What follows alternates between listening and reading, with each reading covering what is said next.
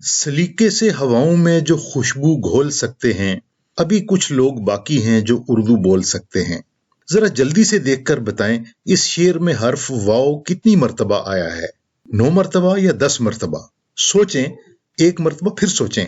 सही जवाब है 10 मर्तबा।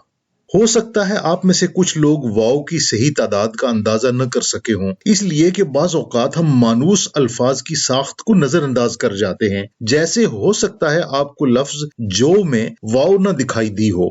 यहां तक बात सादा सी थी। अब आते हैं असल कहानी की तरफ। अगर आपने हमारा चैनल अभी तक सब्सक्राइब नहीं किया तो अभी सब्सक्राइब कर लें, इस वीडियो को लाइक और शेयर कर दें और बेल आइकॉन को भी प्रेस कर दें ताकि हमारी ताज़ा तरीन वीडियोस आपको बर वक्त मिलती रहें। सच बताएं, आपका ध्यान वाव की तादाद गिनने पर था या शेर का मतलब समझने की कोशिश भी की? अब इस शेर को दोबारा देखे बगैर इसका मफहूम बताने की कोशिश करें। आप खुद अंदाजा करें आप कहां तक पहली नजर में शेर का मफहूम समझ सके। दरअसल हमें चीजों को एक लगे बंधे अंदाज में देखना सिखाया जाता है। जैसे हमसे शेर में वाव की तादाद के बारे में पूछा गया तो हम वाव गिनने पर लग गए और शेर के मफहूम की तरफ देखा ही नहीं। ये चीज हमारी सोच के यकरुखेपन को जाहिर करती है। यानी हमसे कोई काम करने को कहा जाए तो हमारी तवज्जो उसी की तरफ हो जाती है और दूसरी तफसीलात की तरफ हमारी नजर जाती ही नहीं। होता यह है कि हमें वही कुछ नजर आता है जो हम देखना चाहते हैं। तालिब इल्मों को सिखाना है कि वो अपनी सोच के इस पैटर्न को बदलें। उन्हें सिखाना है कि चीजों को देखने के एक से ज्यादा दुरुस्त तरीके हो सकते हैं। यही चीज उनमें लचकदार रवैया पैदा करेगी। इस वीडियो में हम देखेंगे कि तालिब इल्मों में लचकदार रवैया पैदा करने के लिए क्लासरूम में क्या तरीके इस्तेमाल किए जा सकते हैं। लेकिन आप पूछेंगे कि इसका फायदा क्या है? तो ये समझ लें कि जिंदगी हमें हर लम्हा नए और गैर मुतवक्को हालात की तरफ धकेल रही है। इसमें कामयाब वही लोग होंगे जो इन हालात के मुताबिक जीना और फैसले करना सीख जाएंगे। तालिब इल्मों में अगर लचकदार सोच होगी तो वो बदलते हुए हालात और हर लम्हा उभरते हुए नए तकाजों के मुताबिक जिंदगी गुजारना सीख जाएंगे। वो एक लगी बंधी सोच से बाहर आकर मसाइल और मुश्किलात को नए जावियों से देख सकेंगे और उनसे निमटने के नए तरीके ढूंढ सकेंगे। वो मुश्किलात से घबराएंगे नहीं बल्कि उनके अंदर नए इम्कानात तलाश करने की कोशिश करेंगे। लचकदार रवैया आपको खुले जहन के साथ लोगों की राय और उनके नुक्ता नजर को समझने का मौका देता है। आप गलतियां करके उनसे सीखने की कोशिश करते हैं। आप समझ जाते हैं कि एक मसले के कई हल हो सकते हैं और आप तख्लीकी अंदाज में मसाइल हल करने और सीखने की महारत पैदा कर लेते हैं। तो सोचना यह है कि क्लासरूम में इसके लिए क्या करें। इसके लिए हम चंद तरीकों का जिक्र करेंगे।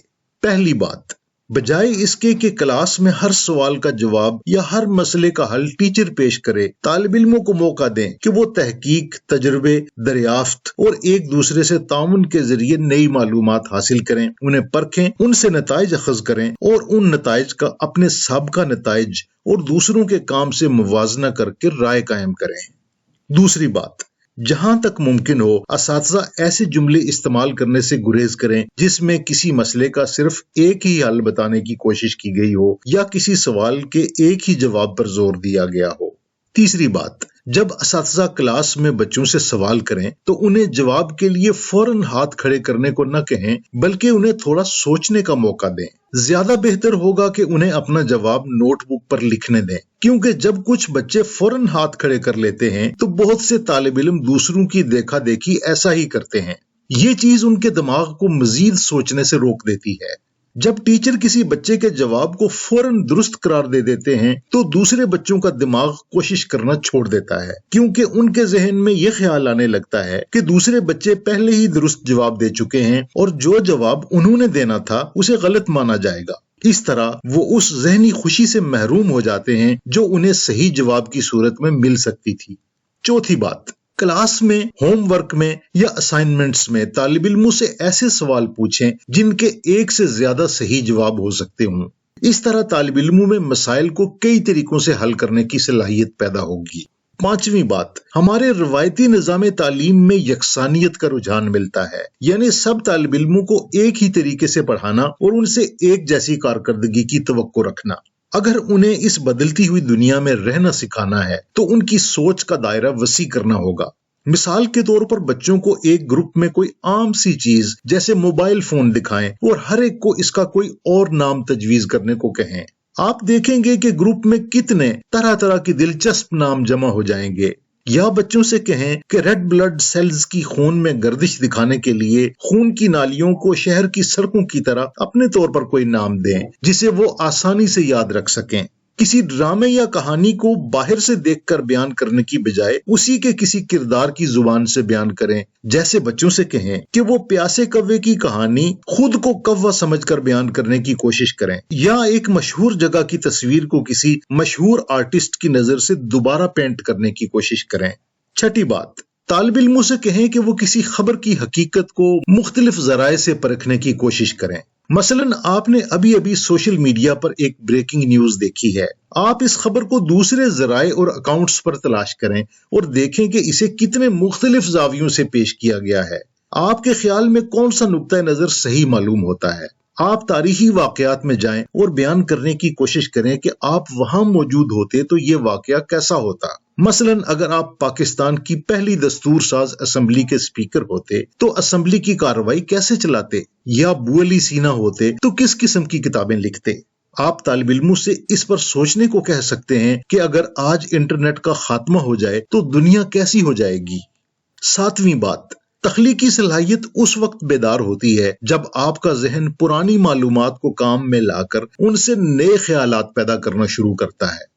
جب آپ طالب علموں کو نئے یا چیلنجنگ حالات میں معلومات استعمال کرنے کا موقع دیتے ہیں تو ان کا دماغ پرانی معلومات کو جوڑ کر ان سے نئی سوچ پیدا کرنے لگتا ہے۔ مثلاً سائنس کی کلاس میں آپ طالب علموں سے سوال کر سکتے ہیں کہ آج کی کون سی ایجادات ایسی ہیں جن کی مدد سے آپ 15ویں صدی میں شوگر کی بیماری کنٹرول کر سکتے تھے، یا متوازن خوراک کا سبق پڑھنے کے بعد آپ اپنے گھر کے لیے ایک ہفتے کا مینیو کیسے تیار کریں گے۔